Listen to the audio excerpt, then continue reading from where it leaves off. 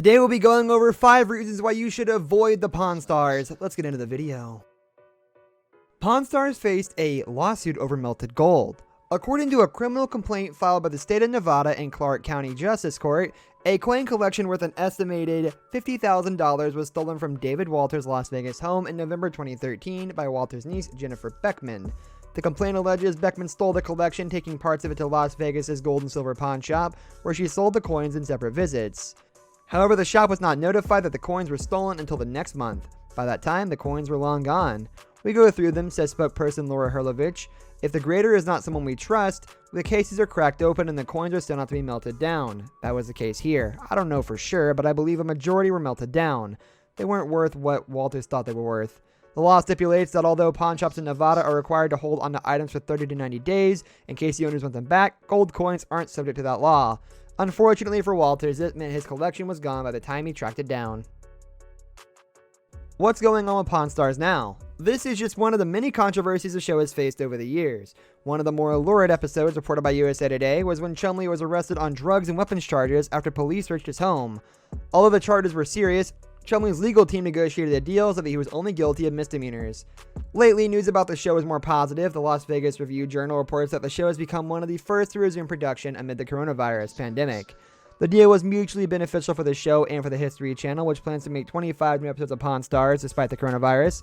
The show has been on for 17 seasons. We have this whole lockdown going on and networks cannot cast new television shows, Rick Harrison said during a live interview for Podcasts Friday at Gold and Silver Pawn. Basically, they are running low on content, so they came in and asked if we can start airing early. I said, sure, I need some business making money here. Pawn Stars Rick Harrison spends almost half the year living off-grid.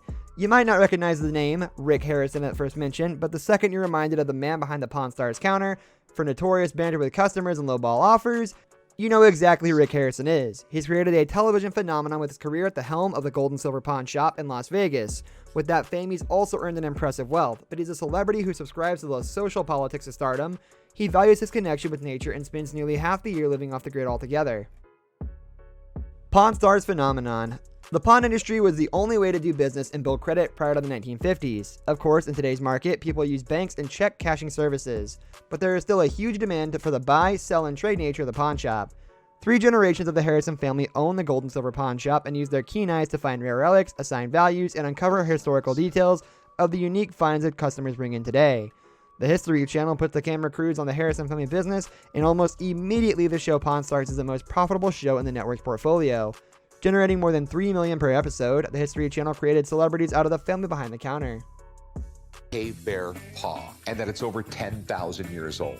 Fossils are super collectible right now, and they bring good money, but I have no idea. To talk some Latin, Ursus spilius is the scientific name of the cave bear. These were massive animals. Has a cave bear claw? Absolutely. This is Ursus spilius.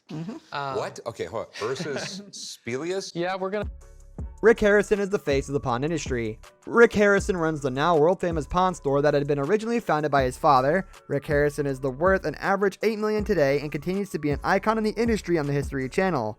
Nicknamed the Spotter, Harrison sees beyond the transactions in his store. He has a gift for identifying valuable items and a true passion for learning the historical stories and relevance behind the trinkets.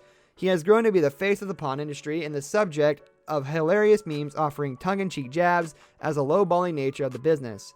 He doesn't seem to mind and doesn't let the celebrity status go to his head. In fact, he ventures off-grid for months at a time to get away. That's going to do it for today's video, guys. Thank you for watching. If you enjoyed the video, leave a like on the video, and don't forget to subscribe to our channel so you don't miss out on any of our videos in the future. I'll catch you next time. Goodbye.